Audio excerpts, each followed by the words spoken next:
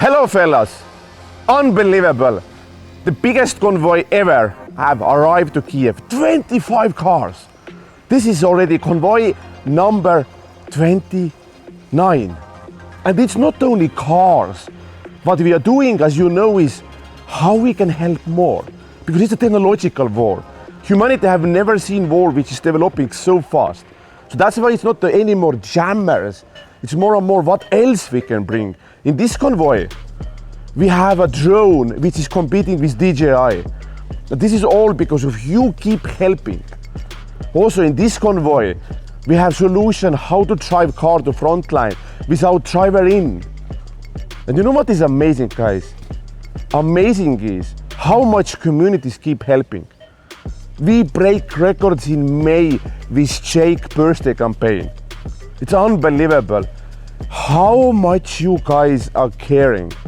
And believe me, this makes heavy difference here in the war, helping Ukraine to stabilize and start to make some success step by step. So that's why, guys, please look these soldiers' stories, the war stories, because the war is going on and we need to more and more help Ukraine technologically to win this war. Guys, thank you for this amazing support, because this makes difference. Slava Ukraine, we will win this war.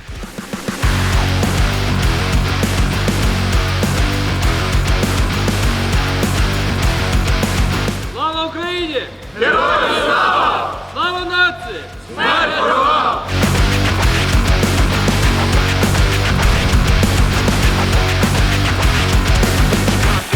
24th of February, you was Ukraine or you was in Africa? I was in Sudan. You was in Sudan when Yes. war started. How many, and you decided you need to go back and join the army? I decided like in one moment, but it takes like 2 weeks to come back. Yeah, because it's in Sudan. Yeah.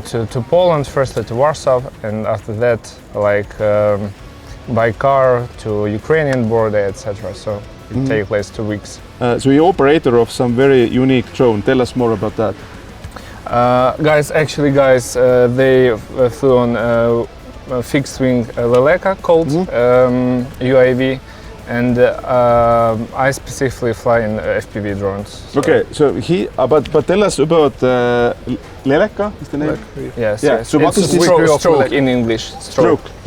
Yes. Tell more about that. What's the function? How? What's the flight time? What's the direction and so on? Flight time more than hour and a half. We can fly for 30 kilometers from battle line. Okay. And we making reconnaissance, find the enemies and destroy enemy. Okay. So, but this is made in Ukraine or Leleka? Yes, it's But it's made as an ICR, just an intelligence gathering. Yes. How you launch them? Catapult. So basically with a catapult you just put it out. Okay. Yes.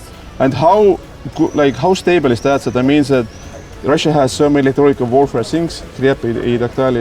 How effective is Leleka against of those? Very effective. Very It's effective. the most effective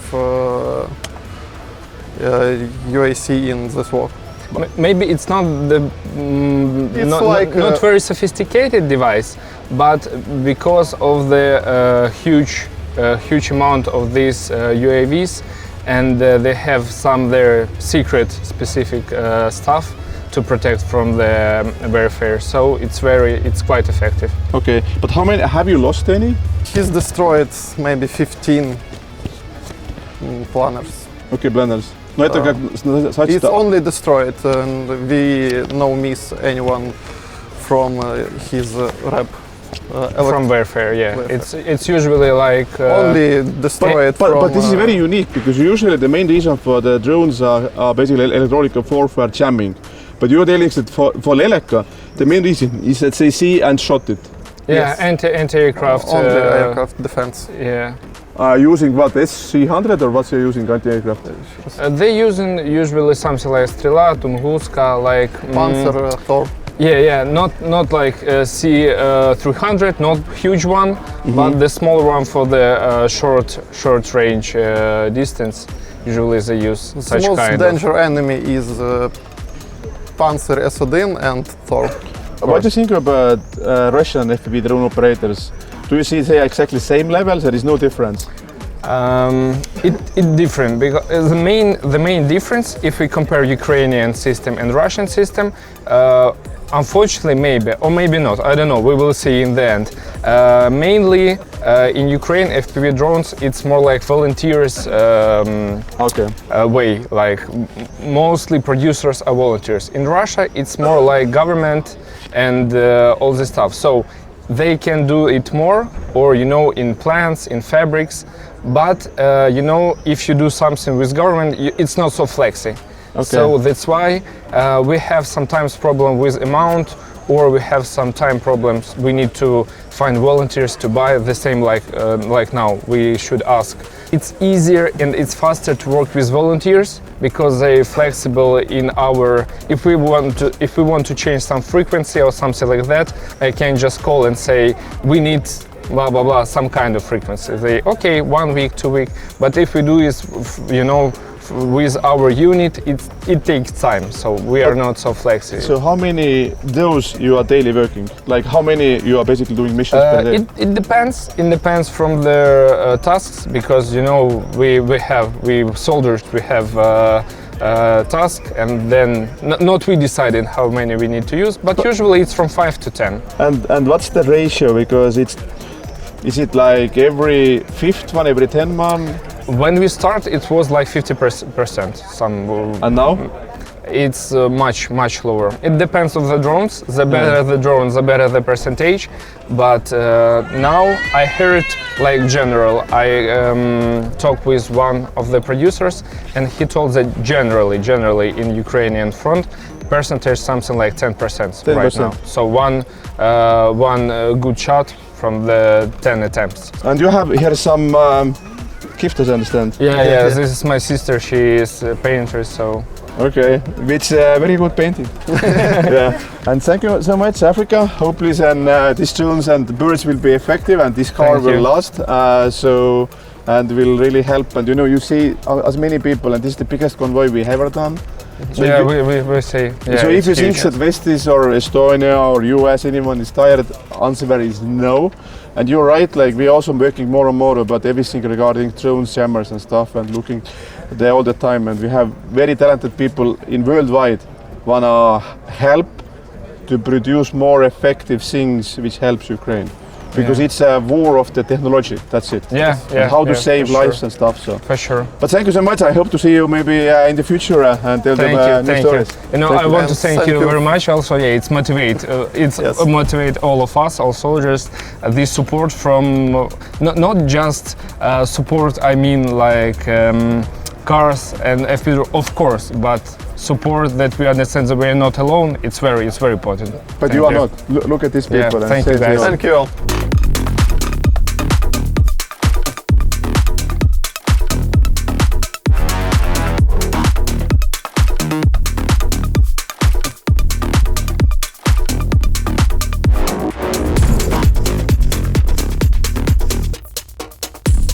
На даний момент всі At the moment, all units use FPV.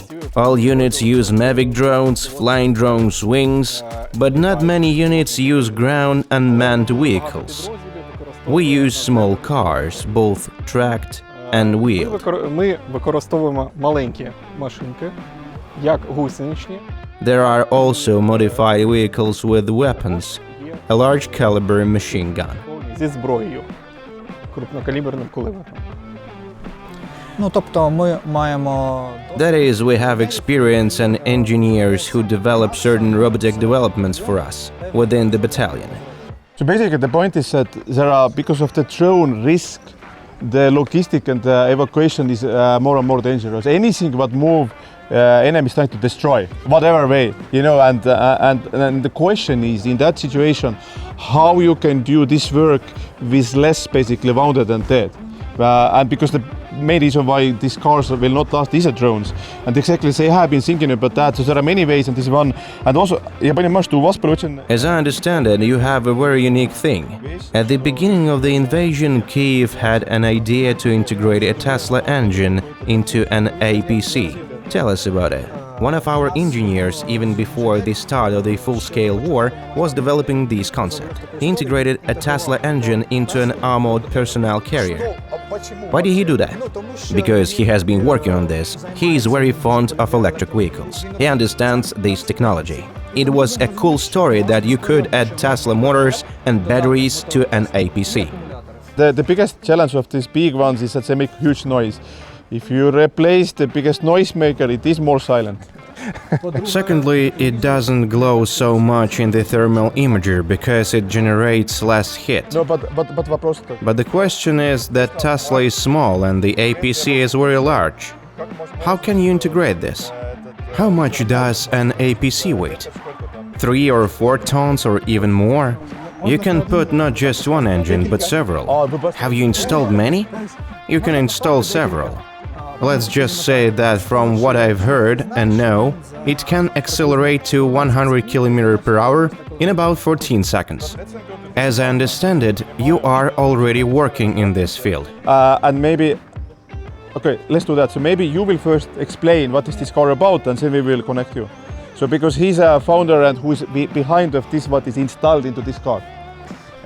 First of all, very impressive. We didn't know that you have converted using electrical engines, not a platform, but yes, hello. This is a teledrivable truck, Nissan Navara. Teledriving means that we are still controlling it, but the human is not sitting inside. We today present it, we will control it from that small working station. So yes, as you said, the priority is to save the driver's life. We are communicating with different communication lines. Right now, both the station and the car is equipped with Starlink, so the distance is not also then an issue. And then we hopefully have a chance to test it with radio link. Is it extended, the direct view radio link, and then of course we have to adjust our system according to that. I think what's unique is we can retrofit our technology to different platforms. So in theory, we can control all the cars here. We just try to avoid manual gearbox because then we have to add a robot changer over there. And let's be honest, we are here in Ukraine because we want to and we have to be creative, so also the price tag is reasonable. So I think this car, together with our technology, with the car, is in a range of 30,000 euros. So I think you understand that this is the evolution what we see here in Ukraine. But a little bit about background, we have this technology is road legal. Road legal? Yes. I don't think that anyone asked being road legal in Ukraine war. Yes, it has been already road legal before the war and has been teledriven in Europe, public streets already 2 years. And now we have taken that competence, that teledriving experience into military sector under the Telearmy brand. Yes. Good. But let me go back. During the war, how will you use it? Бойці. Soldiers and infantrymen get wounded. They need to be evacuated. Sometimes it is very dangerous to get to the evacuation point because of mines and shelling. Using an unmanned vehicle, you can save the driver's life. Можна сохранить жизнь водителю. Is it for evacuation or what? Yes, it is. This car is for evacuation. What is the maximum distance such a vehicle can cover to the wounded?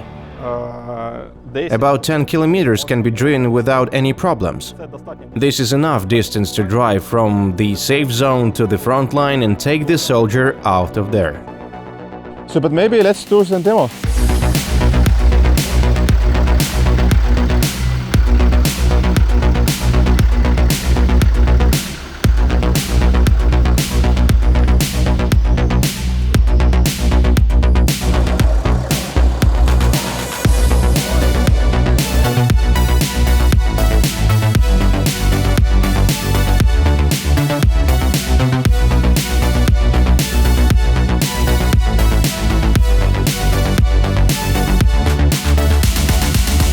would like to thank the Telearmy and Netcorp teams for providing us with the remote-controlled vehicle.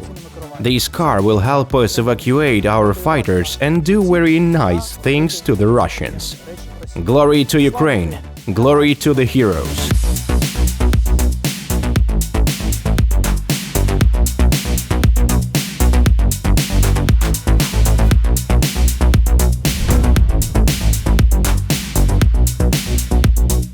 I joined personally the war in 2023 after finish my contract in the French army.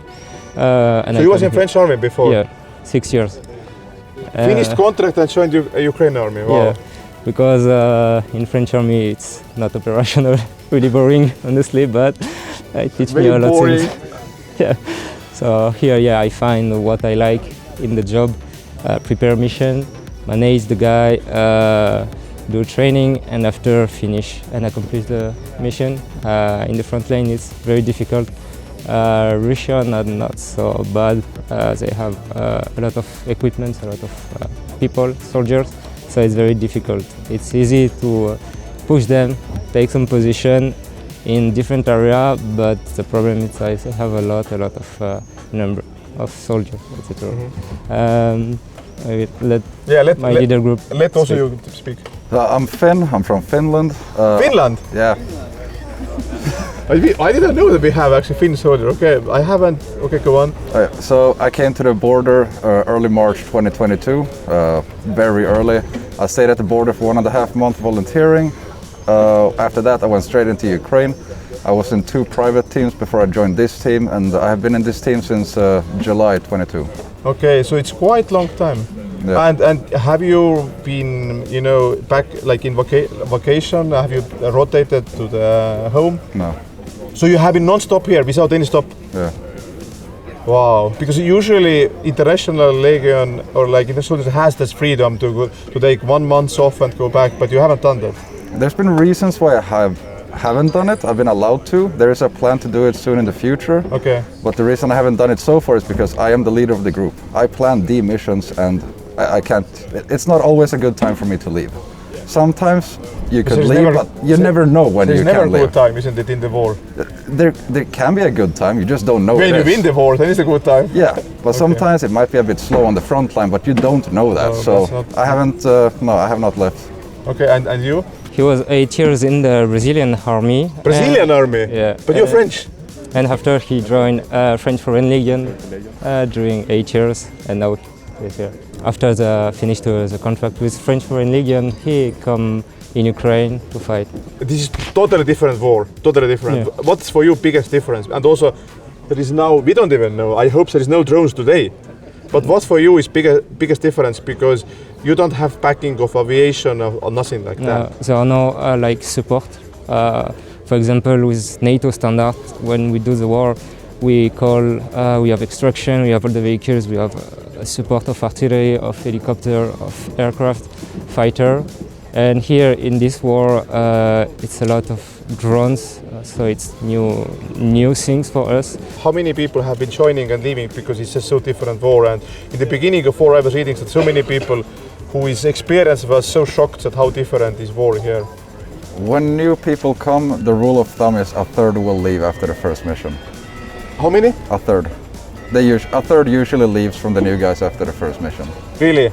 So first mission is just eye-opener for many people? A lot of people think that they'll come here, it'll be gunfights and all this shit. Usually you're just running through fucked up areas, getting shelled, getting FPV'd, getting shot at by tanks, and you're just trying to run from hole to hole. It's not some cool high-tech, high-speed stuff where you're running with a gun shooting at the enemy. Usually you don't see them. You're just trying to push, trying to hide, trying to duck in holes fast enough. Some people just don't like it because you feel powerless. When you hear the drone above you, you're just powerless. You're just hoping that the artillery won't hit you.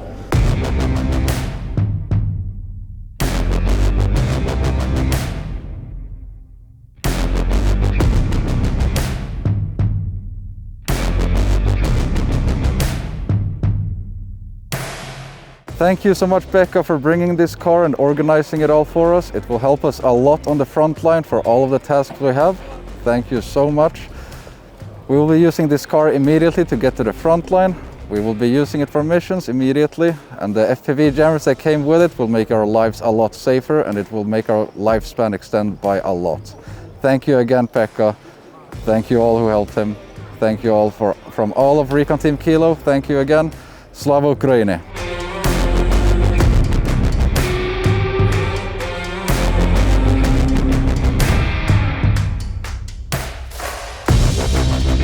We have very unique people here because we have here 2 university professors. Before the 2014, you was working in Cherkasy University. True. Vinnytsia State Technical University. Vinnytsia State Technical University. Yes. And what was your what kind of things you was teaching students? Mathematics. A professor of energy power station. Energy power stations. Yeah. Ukraine needs now so much new energy power indeed. And statistics, you said? Yes, statistics, mathematics. Mathematics. Math. So this is probably the most like. I think that we haven't met before professor from university. I was an anti-aircraft gunner once, and I became a sniper during the full-scale war in the 9th Battalion. So you was sniper already 2000, but professor he put a sniper. Yes, this is girls. They need more a bigger gun. And now you have your own drone workshop. We have a small laboratory where we make drones together with our brothers from IDAR. Many Ukrainians help us, as well as people from abroad. For example, we have a friend in Finland who periodically donates money. The constant problem is that spare parts are very expensive. And we want to thank everyone who helps. And you in particular. And our friends, Marcus from Finland, who donates money for drones. And our guys make these drones for free from the spare parts we receive from abroad. Now the production of drones has expanded, and in addition to aerial drones, we also produce ground drones. How you see that exactly that Ukraine soldiers are basically keeping morale up? We have children, we have family, we have our parents, our friends. Some our friends die in this war. Yes. And when you wake up every morning, you say, I'm alive, okay, go work. Okay. No, it's real life now. Last 10 years, it's our real life for all the people in Ukraine. Many children who born in 2014 now Many children born in 2014 are now thinking about joining the army, having some new professions, being engineers, drone operators. Children are already thinking about it.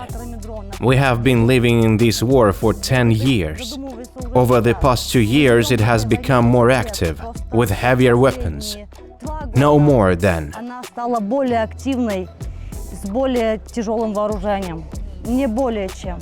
He's the third time here, and can I tell you how old are you? No? Okay. So he's from US, on the Statov. His family was first time shocked he's going to Ukraine. Say did bye party. Yeah. But he's third time coming back. Yeah, to help and so on. So. We are very grateful. It is very important for us that there are people who support us and believe in us. And accordingly, we have no right to retreat. We have to stand up and defend Ukraine, our Ukrainian people, and the whole world, so that this enemy that threatens Ukraine, Europe and whole world is defeated.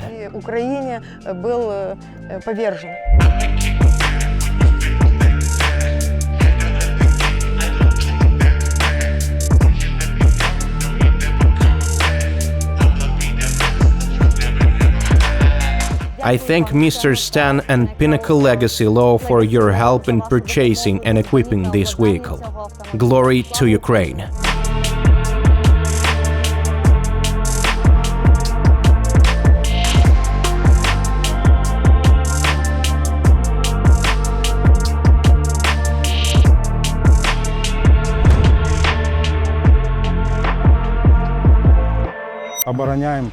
We're defending the village of Konstantinovka, and before that we were defending the village of Novomikhailivka near Mariinka. We go out with a group, lay mines and try to stop the enemy. But it is also very dangerous because drones are always working. Over the past 4 days, 4 sappers have been wounded. Unfortunately, there were also casualties. There was Mykola. We received a car from you 1 year and 8 months ago. It was a Hilux. The car was hit, but we repaired it. And 10 days ago, Mykola made a mistake on a turn, started spinning and died. This is his beret, which he wanted to wear after the war. He was very fond of your Hilux that you gave him. He had it for 1.8 years, and we want to give this beret to you for your help. This is an airborne assault troops beret. It is brand new. Mykola kept it well. Thank you for your help. Thank you very much. We will show it somewhere so that people know that there was such a hero. And for Mykola to see everything from above. Thank you for your support. We wanted to come for this car together. Kolya wanted to see who gives these cars. And so it happened. Kolya was a combat driver who drove 700 to 800 meters to the contact line. And this trip was very difficult for him.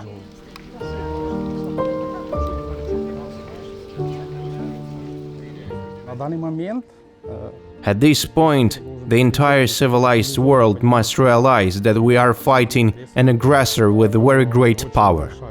And he's showing it. For the last 8 months, we have been just holding on, trying to hold them off, because they are pushing very hard. They are superior to us in FPV drones, electronic warfare and equipment. We beat their last Russian group with the drones, and it was an assault group on motorcycles.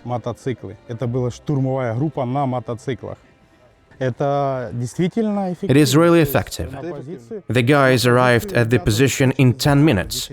There was already direct contact at the position. My question is, if they entered the position on motorcycles, does it mean they are not going to return?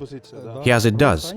Their main task is to take the position, to dodge shots, artillery and FPV drones. It is easier to do this on a motorcycle, and we don't waste an FPV drone on motorcycle. We try to look for equipment or a dugout. Spending a drone on a motorcycle is very expensive for us, but Russians can afford it. For example, they can spend 3 FPV drones on my 1 sapper.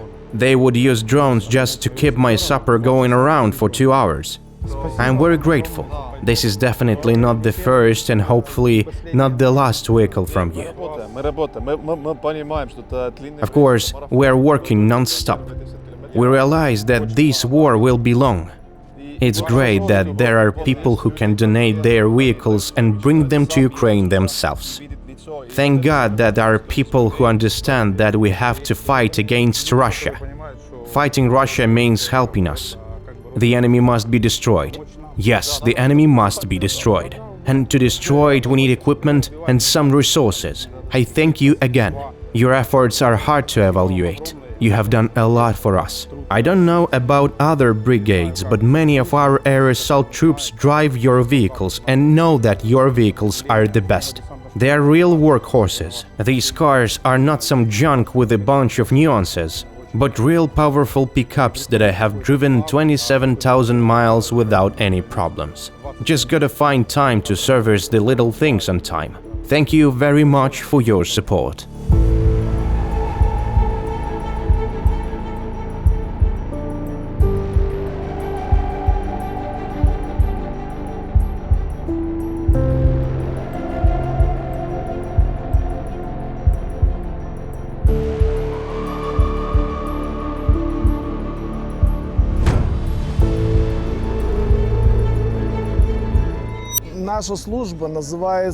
Our service is engaged in search and rescue operations. When helicopters fire a salvo, they turn up their nose and fire missiles. While they are flying to the strike position, they are not visible, but when they fire, they can be hit. And at this moment, when they are moving away from the launching area, they are very vulnerable. they can be shot down. And our task is to find the downed helicopter and rescue the crew. We're always there for them. We're always ready to rescue them and provide medical assistance. Before the war, we had no rescue teams. Now we're developing in this direction. Ukrainian volunteers gave us a simple pickup truck with a right-hand drive. We loaded with all the equipment we need for search and rescue. But we could not rescue, that is, load the wounded and take them somewhere. And now we're giving this vehicle to load the wounded and take them off the battlefield. Куди ми будемо ранених завдяки неї вивозити з поля бою. Хто ви були до війни? Who were you before the war? Were you already in the army before February 24th? Я прийняв присягу. I took the oath in 1985. And since then, I have not been a civilian for a single day. I've been serving since 1985 without interruption. We are very grateful for the work that you do. Because as my friend here, Teddy, said, I just met him, he's from Estonia. Yes, yes. Teddy said that the easiest thing is direct contact from person to person, not through teams, structures, and other bureaucracy. No, the best way to get help is direct communication with people. So I'm really very grateful. And to you as well. You know, the leader of so-called Russia said that he would take over Poland and all the Baltic countries, and he would reach the English Channel. But on the way he came across Avdiivka, which he could not take for a very long time. He came across Orikhiv, which he could not take. So he can say he would have taken everything, but he came across Ukrainians. And such simple guys cannot give up on him.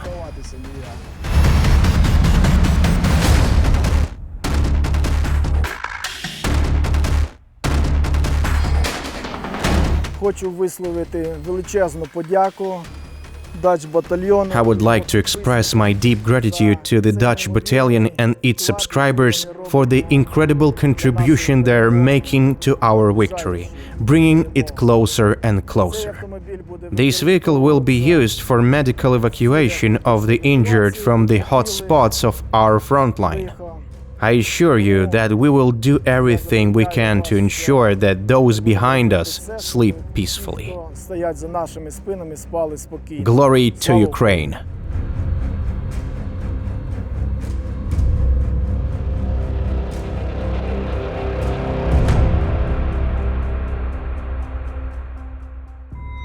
I understand that is not the first car, but the second. This is the second vehicle we have received. Could you please tell us how the first vehicle proved itself? The first vehicle we received proved to be very good. It has never required any repairs and is still working. It is used to deliver ammo and to change crews. Our crews work around the clock and are on two-day duty. And we provide deliveries to the positions where the guys work. Is the first truck still in operation? Yes, it is. We want to use this vehicle for a mobile crew that will not be in the permanent position, but will move around. This car goes to the And they still attacking in the Kharkiv region? Who is more active now, and what is happening there? We have stopped the Russian offensive and are currently holding them back. They are not advancing deeper into the region. We are slowly starting to drive them out of their positions. So basically Kharkiv, Ukraine has already small advances and they're taking slowly back, and exactly he's going there when Ukraine is doing small counterattacks to try to reclaim some. I wish you that this vehicle works as well as the first one. And you can see that we already have 3 electronic warfare stations. You can see how many people are here. This is the largest convoy. People from all over the world are uniting to help. And this is what we need now. It is very necessary.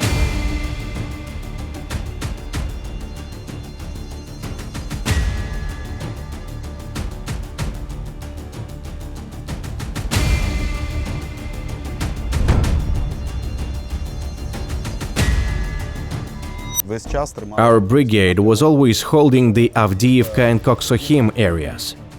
Given the professionalism of our commanders, we were never taken out for rotation because our losses were minimized thanks to our commanders.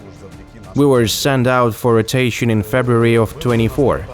We spent 1.5 months recuperating and then returned to our area because we know this area and know every stone, every skyscraper, every tree. We know everything about this direction.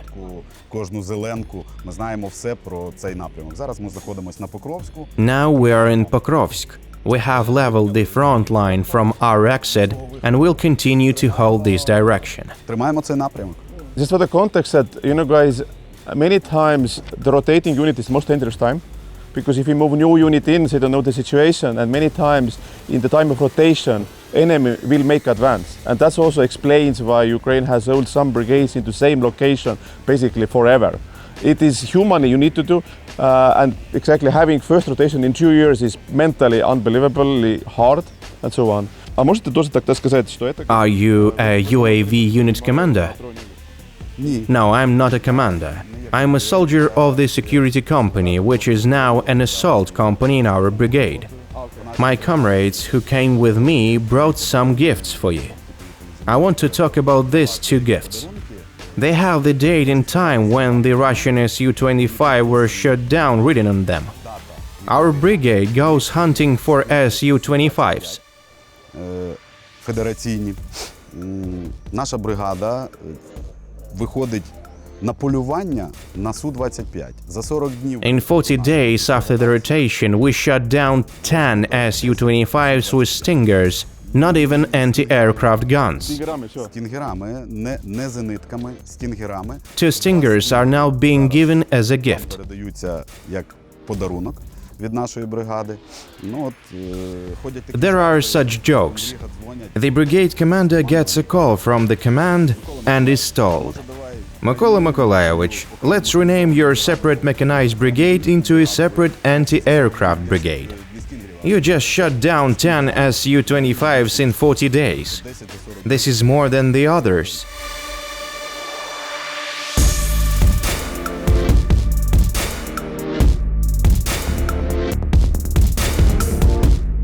Oh, so this shows that it has been used 17th of May. So basically, it's quite. Это значит, что это месяц назад. So it's the time, and I'm very surprised at exactly. Look at that, because I think that one missile is quite effective, because Su-24 is definitely like tens of millions of dollars to shut down, and this shows and there is one more which is 11th of May. What is the secret to working so effectively with the Stinger? Are Russian pilots no longer good?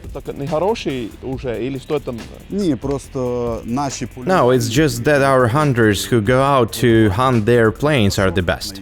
Вони просто є найкращі.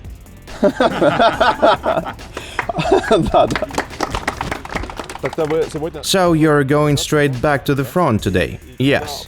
Pokrovsk, right? Pokrovsk, Ocheretine. I was in Pokrovsk a year ago, but does everything look different now? The task for the Russians is to get to the Mirnograd-Pokrovsk highway to cut off our road to Pavlograd on the one side and Konstantinivka on the other. This is one of the most critical spots on the front line now, because if they get it through, then they will cut logistics from the many things. So these guys are in the most hottest area when Russia is putting huge effort to move in, because after that Ukraine should basically Ukraine have to move army away, some units away, and he will lose much more area. So it's all about tactical war. So this car will go to the most hottest thing.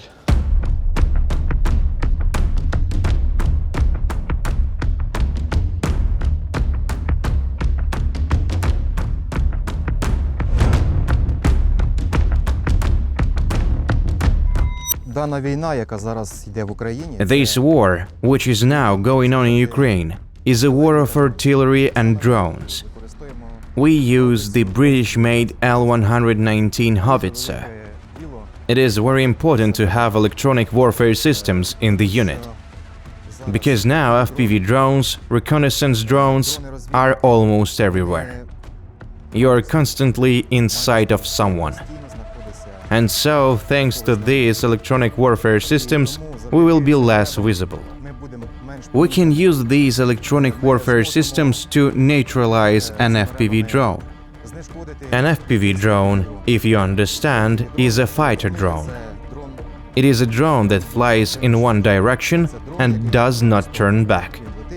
It flies with a huge charge of TNT. These electronic warfare devices can save lives. Thank you very much. Do you need to put now jammers also to the artillery really? Because FPV drones can destroy that. We had such thoughts, for example, to put the electronic warfare station in a position where there is an artillery gun. But there are many nuances. For example, both the enemy and we use drones to reconnoiter enemy positions and monitor ours. That's why electronic warfare can interfere with us. If it is always on, it will jam the signal of our guys. On the one hand, it is effective, because we have already had cases when enemy FPVs and Lancets flew over and damaged some of our equipment. We thought a lot about an electronic warfare station at the position, but decided that it would do more harm than good. How much every day you have explosions because of the now FPV drones in your area where you're fighting? Well, if we're talking about our brigade, then often. Every day? Yes, every day. FPV drones are constantly used in our area. There has never been a day when the sky was completely clear. Sometimes there were 23 flying simultaneously over 1.5 square kilometers. And the other thing, as basically we know there was a huge problem with ammunition. Have you now received basically from the West again ammunition that you can work? We're okay because we're an artillery battery. We have a great supply of weapons. I understand that you see a lot of Lancets. Please tell me, do you see them every day? And how do they work with them? Because Lancets are very, very dangerous. Yes, they are. Lancets are very dangerous. They can carry about 20 kg of TNT. The Lancet, as I understand it, works at the long distance. The pilot can be 20 kilometers away from the takeoff point. Technically, this is a very good system. Yes, it is. Most of them even fly at high altitudes. Not like an FPV drone, which flies low to the ground and quickly hits the target it finds. Other reconnaissance drones adjust their Lancets and hit targets very effectively from the height of the Lancet. It's big. It has large wings with a 1-meter wingspan. Basically, either Orlan, Zala or Supercam can still fly with the Lancet. These are also their reconnaissance drones. And Lancet flies with these drones. They can see a very clear picture for many kilometers. For example, from 3 kilometers away they can see a cat in a dugout. And this electronic warfare does not help? No, it doesn't help, and it won't save you from a Lancet. Because it flies at a high altitude and the warfare cannot reach it. And then, when the Lancet is aimed, it starts flying down rapidly. And nothing can save it from there. This mainly saves from FPV drones. To combat these Lancets, there are anti-drone guns that can operate up to 2 kilometers. They are available with different frequencies. It is an effective weapon, but unfortunately very expensive. It is very delicate, glows very brightly in special devices, and can be seen from a great distance. Our colleagues worked with such a gun. The battery has to be disconnected because when the gun glows, you are seen, and shells and drones start flying in.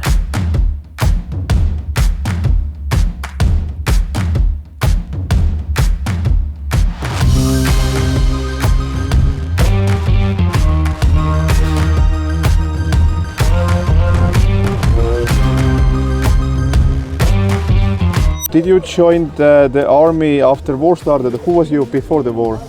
I'm programmist. You're a programmer? Yeah. Web developer. And when did you join the army?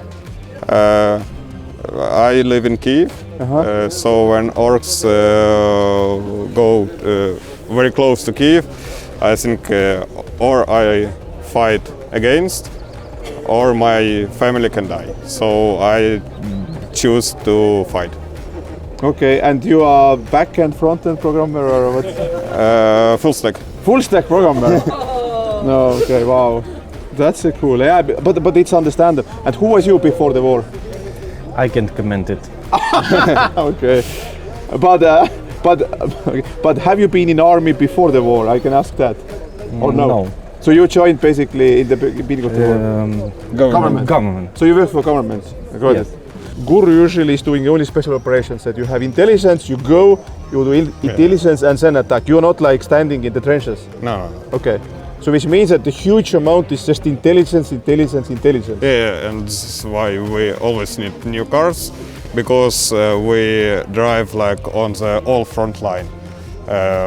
We've been in Kherson region, Zaporizhia region, Donbass, Kharkiv, so we like... And some missions abroad. Yeah. And missions abroad? Oh, okay. I understand. Missions abroad means basically somewhere not in Africa, but more like a neighbor's missions abroad. Okay. Yeah, we like going to some place, done work like week, 2, maximum it's months, and we need to change our not like city, we change our region of work. Yeah, because you will basically, but so you have been basically in all front, then you have been working everywhere. Okay. Yeah. Do you see, by the way, so you have been now, what has changed in the last 2.5 years, or like the moment you joined, what is the biggest, like, because this war, from the technological perspective, it's changing so fast, like now it's all about FPV drones and things, and also in this convoy we are giving away first drones which are the similar like DJI but made in Estonia. Yeah. So I see more and more things. But from your work, if you think about what has changed the most? The most, I think it's changed from troops war to drone wars. Drone and mortar wars. And from what I see lost, it's FAB bombs. It's Russians use a very good and in very big amount. So now we're not fighting like troops. So we don't send people. We send more mortars, more artillery, more FPV drones.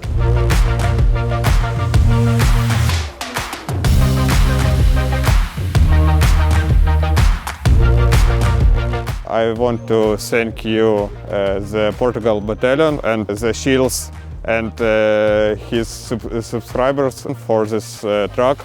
We will use it to reach our positions, to deliver stuff to position and to destroy as many orcs as we can. Slava Ukraini, thank you again.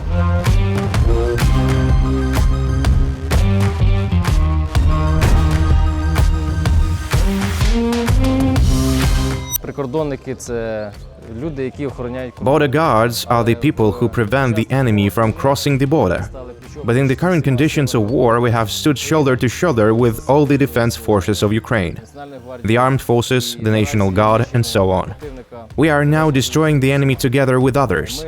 We have changed. We have reorganized. We already have mortar units, we have strike units of unmanned aerial vehicles, we have reconnaissance units.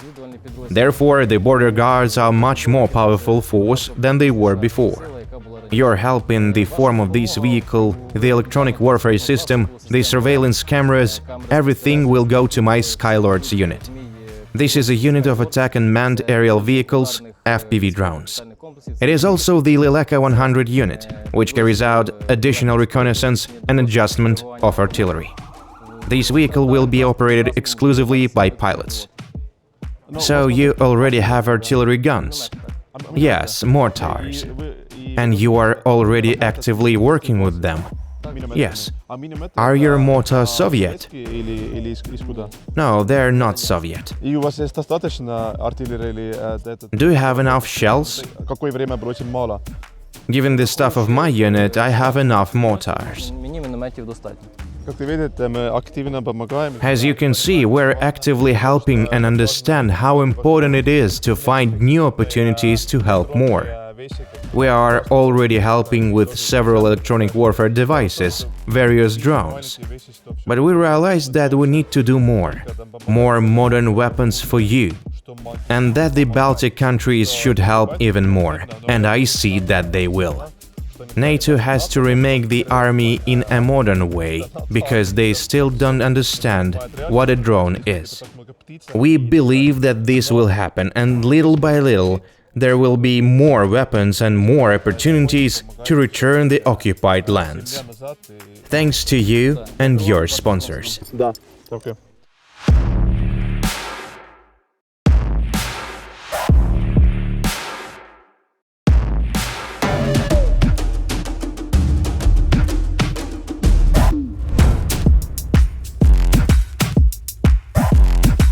Can you tell from where you are? From the United States. United States? Yeah. So you love Ford Broncos? Yeah, of course, yeah.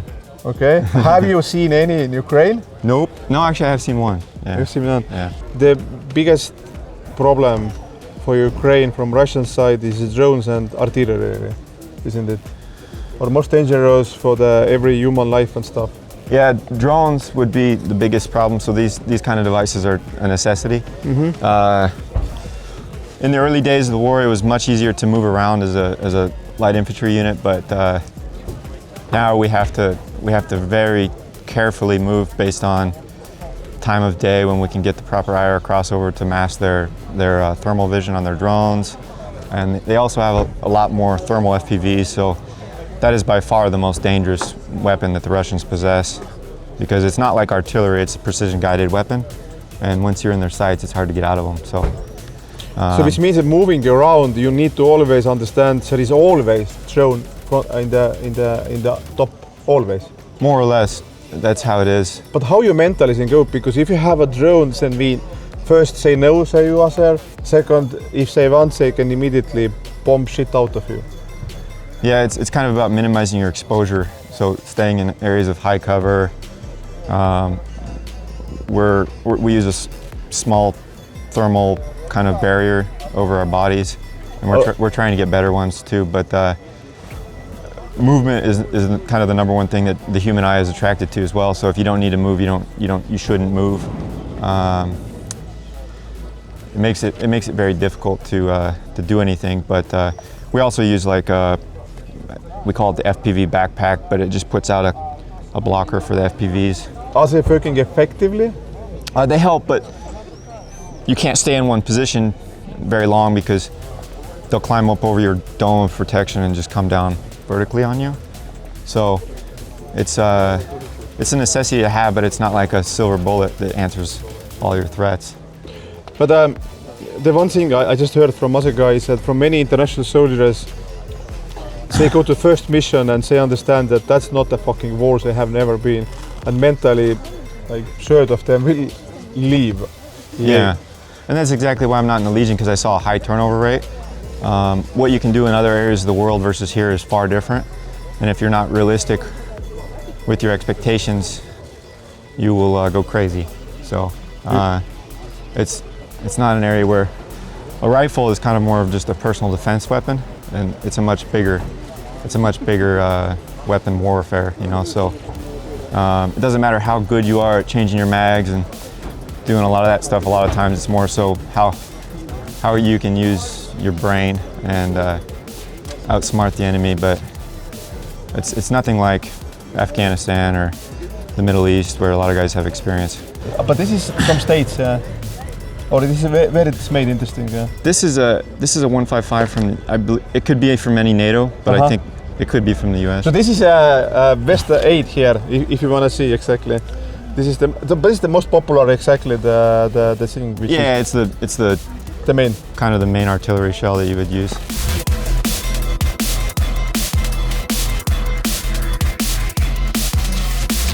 Hello, Wartranslated and his subscribers. I'm Bronco with Presidential Battalion. I want to say thank you so much for the vehicle and Slava Ukraini.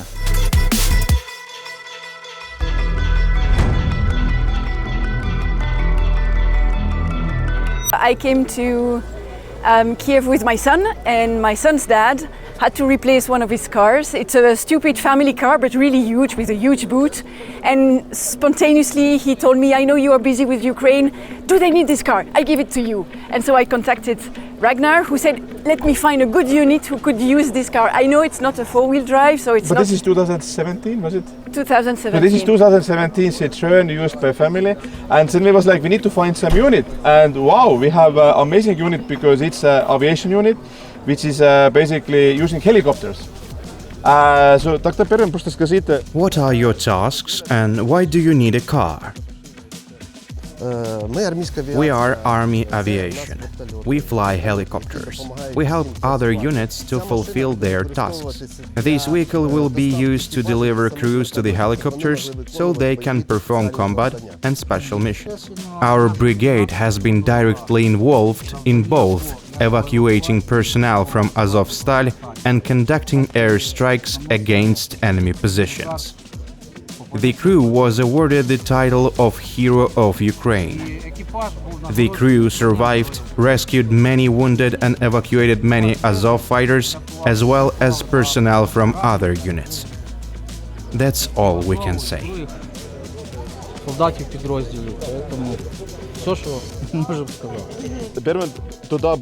Did you evacuate the wounded and bring ammunition at the same time? Yes, ammunition, various things, and so on. Do you still use equipment from the Soviet Union, or do you have new helicopters from the United States? Because I've noticed that Ukraine has new helicopters. Can you name specific models? Unfortunately, I cannot give a specific answer to this question. But yes, we're getting the helicopters we already have, but they are new. We do not have more modern equipment yet, but we're waiting for them. Our guys have learned how to use foreign-made weapons on our Soviet helicopters, which are very effective and work well.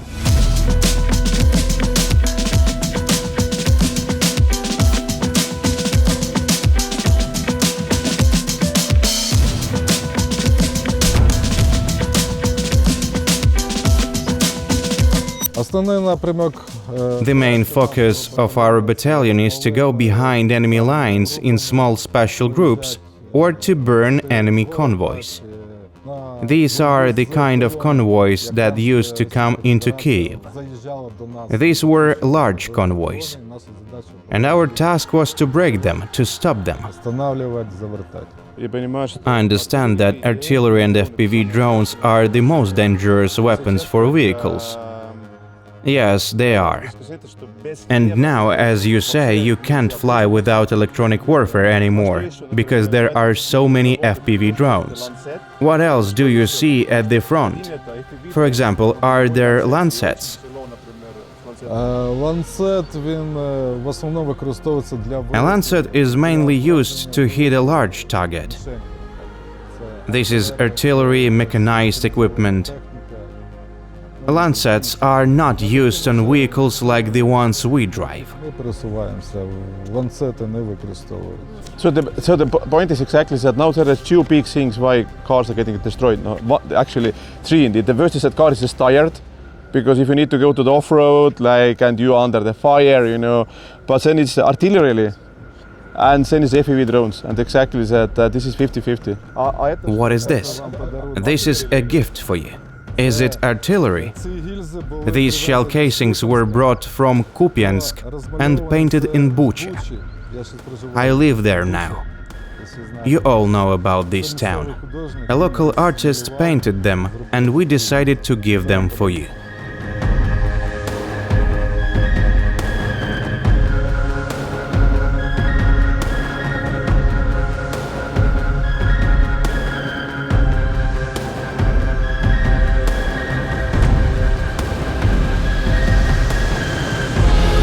tell us, so you're getting 2 cars now, how we would use those cars, and then we can do photo with the guy who was donating it. Okay. Yes. Those one will be used for pilots and their staff to deliver it to our launch point. And the second one will be for medic. Medic? Yeah, for Okay. evacuation group. Got it. And your drone operators are probably 2-3 kilometers from frontline, or? My team is not, because my team can fly 200 kilometers. So that's why we are looking for spots in 30-40 kilometers from a front line. But 30-40? Yeah, wow. But we had been attacked 2 months ago by enemy's rockets Iskander-M, and I lost 1 mechanic. He's alive, but his spine is totally broken. So basically, they discovered you 30-40 kilometers. What's this drone they're using? It's an Orlan, or what's the? They use an Orlan, Zala, Lancet. Lancet is suicide drone, and Supercam. They adapting too. They start to use drones more and more and more. But 30-40 kilometers, and they still said that this. So they felt that this is so valuable, so they used Iskander.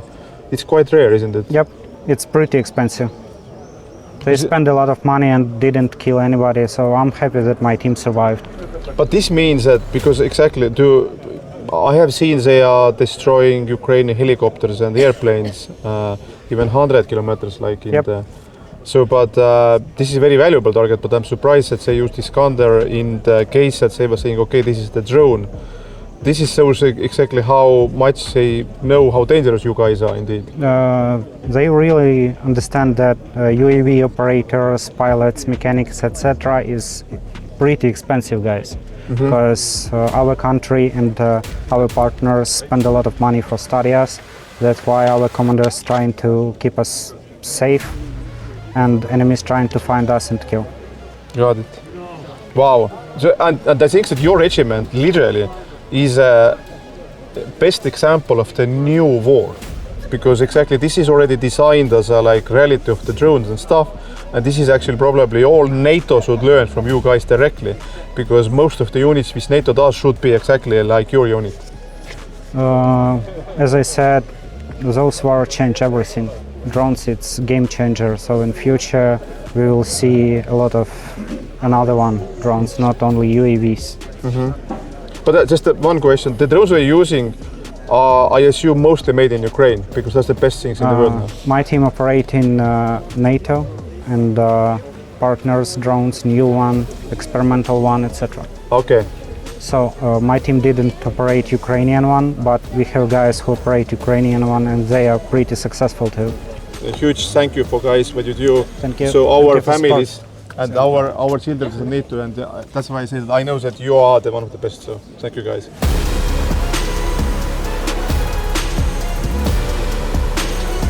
Thank you, Yield Landlord, and your subscribers for support. Those cars will help us evacuate my team from hotspots in a war zone.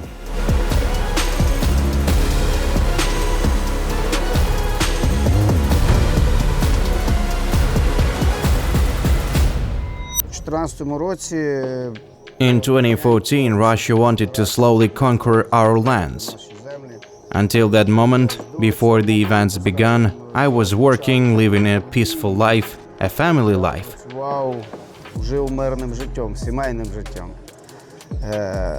And participating in the Maidan. It was the first Orange Revolution. My patriotism was born in me a long time ago. Then there was the Maidan again, the revolution of dignity, and it all started from there. I did some volunteering, visited the guys on the front line. I joined Azov when I learned that our guys were surrounded in Mariupol. And as I understand it, you wanted to go to Mariupol to help. Yes, our guys were completely surrounded there. Because many Azov fighters were captured in Mariupol, you had to reorganize your brigade and recruit a very large number of new recruits.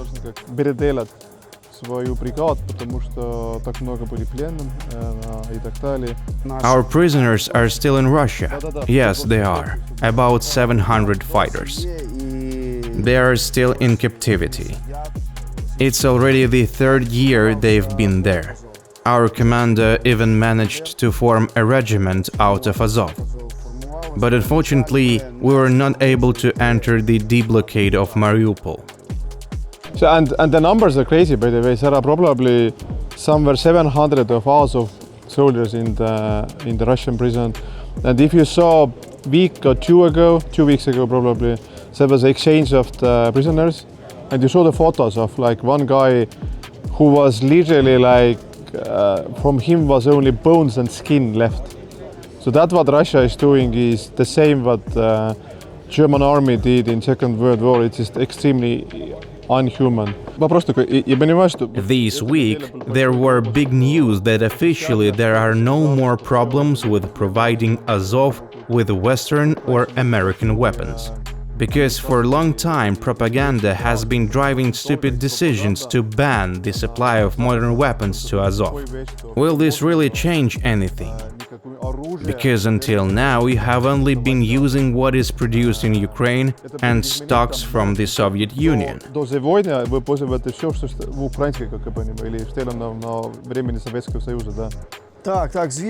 Yes, of course. There were also very pleasant and good news that in the end we, the 12th Brigade of the National Guard of Ukraine's Azov Army, will be allocated Western equipment and assistance from our allies. I think that in spite of the invaders and their propaganda, this all happened. And I think that with this help, our achievements will be improved and we will accelerate the victory over our enemy.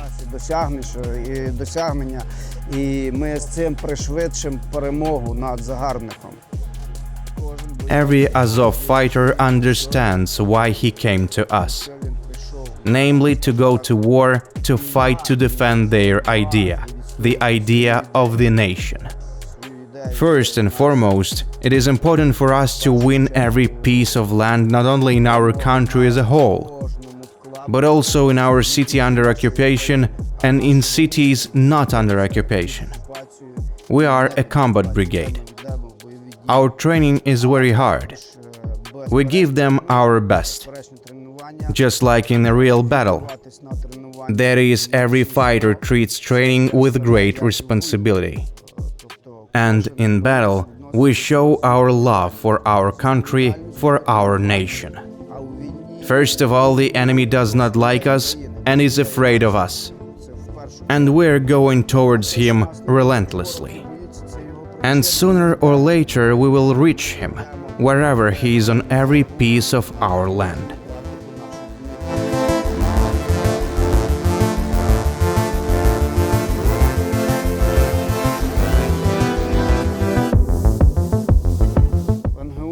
Azov NGU expresses its gratitude to Leonberg Capital and their subscribers for helping us purchase this vehicle so that we can destroy the enemy more efficiently.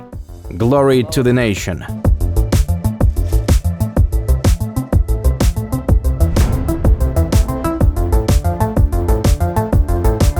So we are basically, again, these drones will go to the Kharkiv. This is one of the most hottest areas. And there are two brigades, one 416 separate strike drone company, and other is 127 brigade, which is also. But if I understand correctly, these brigades are working in the most active area near the border in Kharkiv. The 227th Battalion is on the border and is already beginning to knock out the enemy. This is the second time they have done so. The first time our guys knocked out the enemy during the first counteroffensive attack in 2022.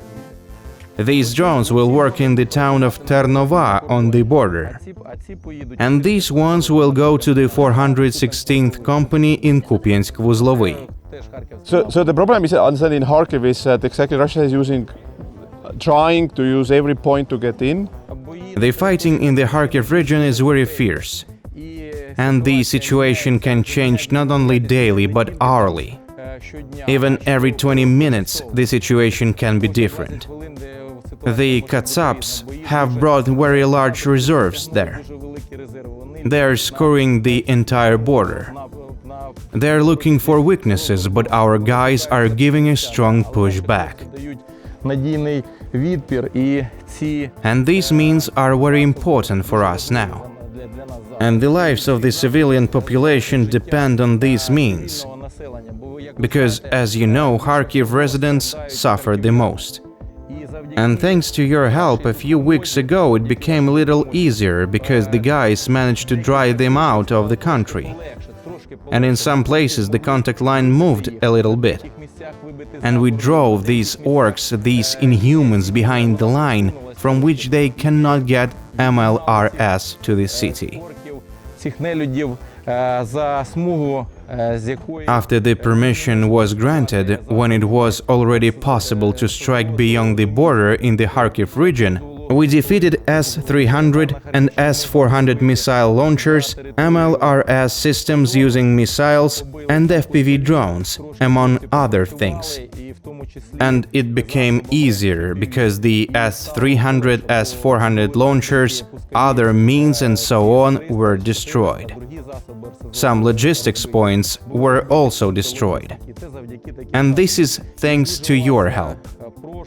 And I ask you to continue to help. People realize how important it is. And it's not just Estonians and Finns.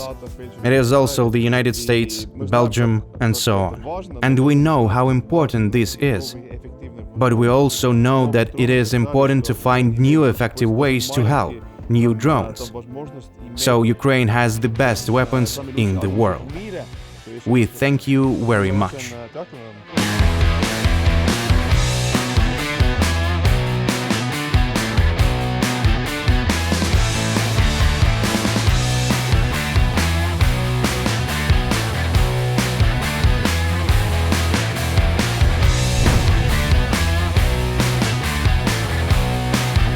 Why this unit name is Black Sheep? So we called ourselves Black Sheep, mainly just because we are like the black sheep of our squadron. Okay. We kind of just hide and do our own thing as much as we can. We're very, very different to other people. We don't... You look like a human, I don't know. Yeah, well, we don't say yes to everything.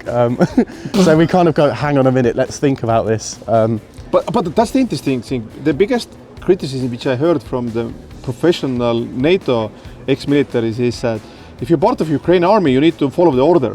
And some of the orders, with all the respect, it's just stupid, idiot or whatever. I'm not like... No, I wouldn't say the orders are stupid or idiotic or anything like that. A lot of it is sometimes people don't even want to be in those positions because it is a massive responsibility for them. And the good thing about being the black sheep is we kind of get the operational freedom that we... You get operational freedom? In a sense, yeah. So they tell us what they want and then we basically go plan it and go and make it happen. So you're telling, is it possible then? Say again, sorry? Like, say telling, hey, you should go to that village and do that, and you're going back, we are analyzing it, this is how we can do it. Or you can say, hey, we don't have effective plan how to take that meaningful way. Of course, yeah. And that's the good thing about, obviously, like Gore Legion. Is a lot of people, they are very experienced or they've been in Ukraine for a long, long time. So they have that experience to be able to take a step back, have a breather and then coordinate with other units or even other teams as well, which is also why I like Gore Legion. Do you see that the biggest challenge is now more and more a manpower and there is very difficult to get any new soldiers, isn't it? Yeah, so unfortunately a lot of the Western media has quietened down on Ukraine. They've all moved over either to Palestine or Trump or whatever else is going on in the world these days. So it's not great that the Western media isn't pumping the information that it should be doing, but unfortunately that has an effect on recruiting as well because people forget. That's the big thing. Now, so many units discovered you need to market, you need to do recruitment. Like if you go going around, you see how much is advertising in the streets about brigades. The most crazy thing was that from the beginning of the war, Azov, Krak and so the Assault Brigade have done that. And now basically every unit, fuck, We cannot depend on the just central military. We have to find the new recruits ourselves. And that's exactly fundamental thinking that, you are just a marketing basically person and so on. So the thing is with other units and stuff like that, a lot of them obviously are localised units. So Kraken mainly operate in and around Kharkiv area, and a lot of their recruits are from Kharkiv. The thing is with the international legions and stuff like that is a lot of it is done either via social media, because it used to be all over the Ukrainian news at one point, I think, but now it's just social media, because that's what everybody's on now, and you can't have people in their 60s or anything like that. So like it's young guys, social media, and they just keep pounding it, and that's the only way we're going to get it.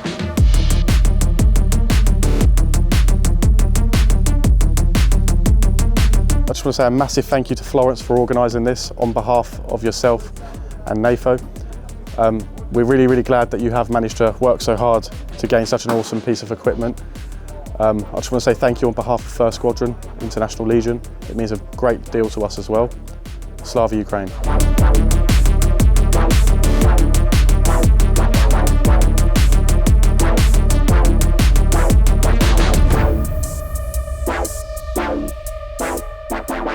We have a person who we was giving car 2022 September or October. It was also basically the Land Cruiser, and this Land Cruiser was working 1 year after and was just destroyed months ago in Chasiv.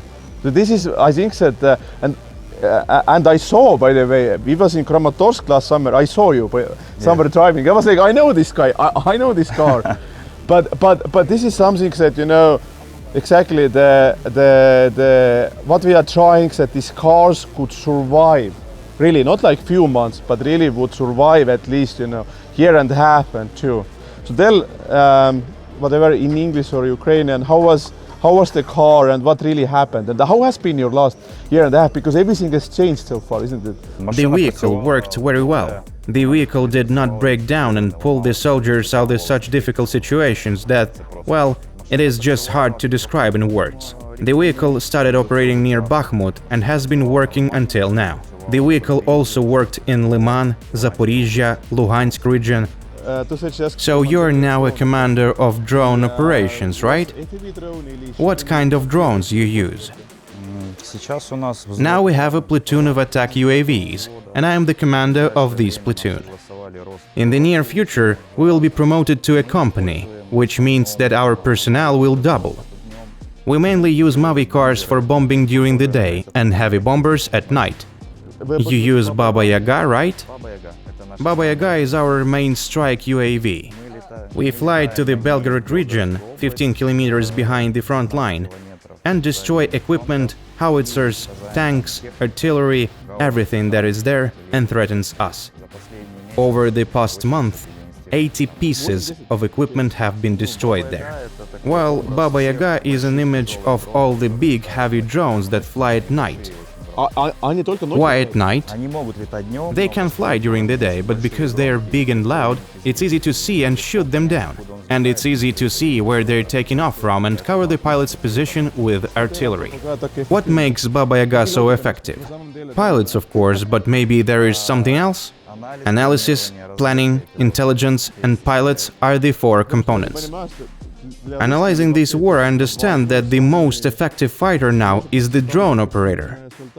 Both Ukrainians and Russians know this. Therefore, we can say that this is the most dangerous type of activity in the war, as both sides want to neutralize such a fighter. Your brigade is already so big, and we understand that drones are already dominating. Ukraine remains effective in combat because of drones, while having less equipment, personnel, ammunition, and much more. But drones level the playing field, right? Yes, we can win with technology. This is the only way. When the drones are liberating the ground and we stop risking people. So exactly, this unit itself is one of the biggest examples of evolution of the war. So I'd say started 2022 and moved step by step into what is exactly the future, not future, nowadays war, which is heavily about the drones and stuff. And I think that the sadness is that most of the NATO armies, by the way, doesn't have units like that yet, which is crazy because if war would start, so it's not about artillery, it's about Leopard, it's not about F-16, you know, it's all about that. No, super was really Great. It was great to see you. I'm glad you're doing well. I noticed that you had no injuries at all. And you feel good? Yes, I'm doing well. We fight smart. So every time we are giving more and more, and this is basically the taste of Estonia. So they can basically get, like, you know, there is some meat, there is some there is like, you know, conserve and stuff, and they have to be like, you know, the honey, because this is the good, because you need to have, brain needs sugar a little bit. I understand. Yeah.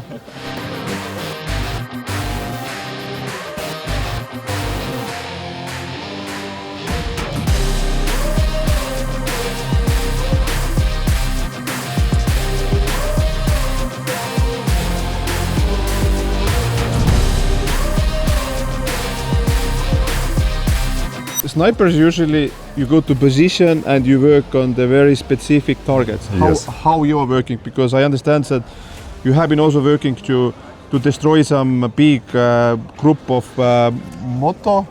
It was on Robotino region. Our air scouts South works on motorcycle, and after that we give a task. Take a position and control this road and destroy infantry and armor vehicle. You saw Russians using motorcycles? Yes, motorcycles give you speed. Yeah, and you can maneuver very fast. But yes. But you as a sniper, isn't it difficult to catch them then if you have very fast? You can take a moment when his speed not very high, and you can shoot him. Okay, but isn't it? This is still the very difficult target. It's very hard when target moving fast. It's very hard, but it's possible. So you had also one car before, as I understand. Yes. How was Mitsubishi L200? It's a very nice car, especially thanks for your mechanics. The car was never failed. Okay. And very reliable. Okay, and is it now destroyed? No. Oh, it's still going, okay. Yes, still going, yes. It's a very nice car. Okay. We are grateful for this. Kus Estonia, ta on vist mõelnud vana Tallinn ja kohvitööta oli. Yes, before I was a professional athlete. Oh, you was athlete yes, before? I'm many time champion of Ukraine in powerlifting. Powerlifting? Yes. Wow. So, and you joined the war 24 February? Yes, 26 February, go volunteer this Freikorps and decided to fight. Okay. And take part defending Kharkiv. But you are now basically don't do any sport or? Now? Yeah. No, a little bit. Okay. Just training yourself? Yes. But not in competitions? Yes. Okay. As when war finish, maybe I go in sport.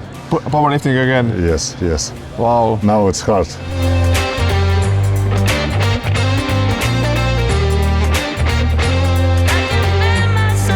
We're grateful to Mercado Media and its subscribers for the pickup truck. The vehicle will perform combat missions in the north of the Kharkiv region.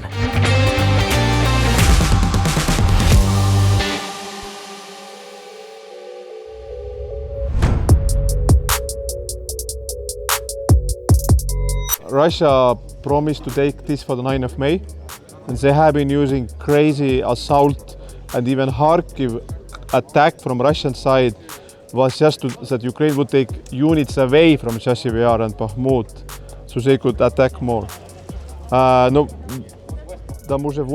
Chasiv Yar has been defended for over 8 months. The Russians have promised Putin many times to take this city in the near future, but they have not done so yet. Even Kharkiv has already been attacked. You have been working in this area for so long. What is the situation in Chasiv Yar now?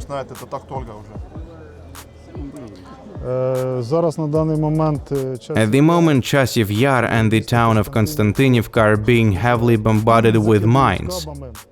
The town is being completely destroyed. It is being razed to the ground. Since they can't go any further, they're bombing with correctable aerial bombs constantly, every day. At the moment we have almost no planes and we cannot repel their attack with Cubs. I saw them riding motorcycles to the positions. Yes. They're riding motorcycles to take the frontline positions. But we have FPVs and the guys are working well with them. We have drops and the Russians are not reaching the positions a little bit. FPV and Mavic with drones are the most effective right now. I just don't understand the logic behind it. Because it looks like a kamikaze. If you use a motorcycle, it is almost 100% that a drone will see you and kill you. But there must be some reason why they think it's a good idea. I don't see any sense in the actions of the Russians at all. Why did they come to us? We are a sovereign state and I don't see any logic in their attack. Assaulting positions on a motorcycle is nothing. For the Russians, this is an ordinary order. And he got on, rode off and never arrived. That is, he died.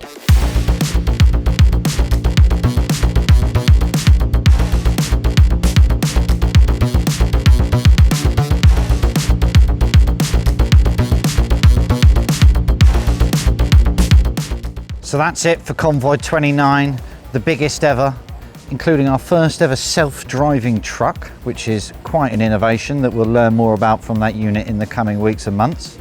We've had an air raid alert with Kinzhals coming in. We've got another one happening right now. Everyone's enjoying their pizzas behind. And thank you, as always, for continuing to support us so we can keep helping the amazingly brave units that you've seen here today, giving them trucks, drones, medical equipment and tasty Estonian snacks. We'll be back again with Convoy 30 very soon. Slava Ukraini.